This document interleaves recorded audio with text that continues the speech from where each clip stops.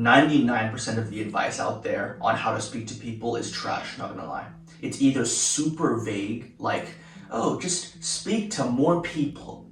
It's like, you think I wasn't trying to do that already? Like, if I wanted advice on how to speak to people, it's because I don't currently speak to people as much as I want to. So that's trash. But also, they make it super hyper specific, like you're using the Ford method, F-O-R-D, F for family. You're gonna use that to talk about their siblings. Do they have any siblings or any uncles that touch them?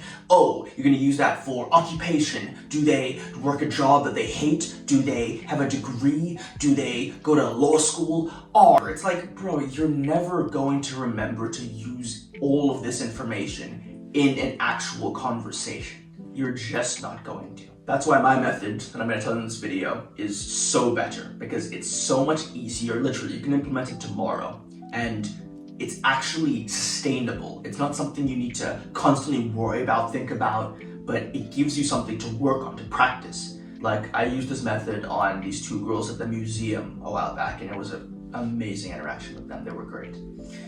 So this method is, I call it the already boys method, although it works just as well for women. Essentially, you don't try to earn the approval of the person you're speaking to, even if they're a complete stranger. You act like you already own it. Now, I'm gonna break this down for you, so keep watching. Most of the time, when we try to start a conversation, we're almost in introductory mode. We're trying to introduce ourselves. We're like, hey, my name's Tando, how are you? Hi. Or we're like, oh, what's your name? Oh, that's a cool name. Do you go here often? We're acting like they are strangers, which objectively is correct, we don't know them.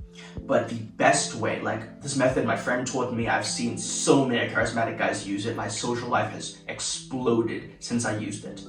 It's just pretending, like the method name suggests, that we're already boys. So instead of introducing ourselves, we're going to make a statement. We're going to say something. I gave some examples here on screen, whatever. So you're gonna make a statement first. Then you can add like right to the end of it. You say, leg day is the worst, right? That lunch break was too short, right? That's a 5 Nights at Freddy's Chica shirt, right? You see how this is not only starting a conversation, it's a conversation starter, but it's not, hi, I'm a new person you're speaking to, please interact with me. You're not doing that, you're not an NPC. Instead, it's just breaking the person out of the haze, because they're not used to somebody just starting conversation out of nowhere, especially someone that they don't know. In fact, when I use this, usually there's like a second where they're like caught off guard by it. But usually, it's a great thing. It's not like a bad thing that they're caught off guard. And you're going to use this at least 5 times a week. That is how you make the most progress I've seen. You're not going to do this once, think, oh yeah, that was kind of cool, and then never use it again. That's how you remain stuck. That's what you've been doing previously, and that's why you're watching this video.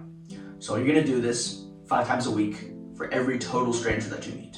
You're going to make a statement and say something that you noticed.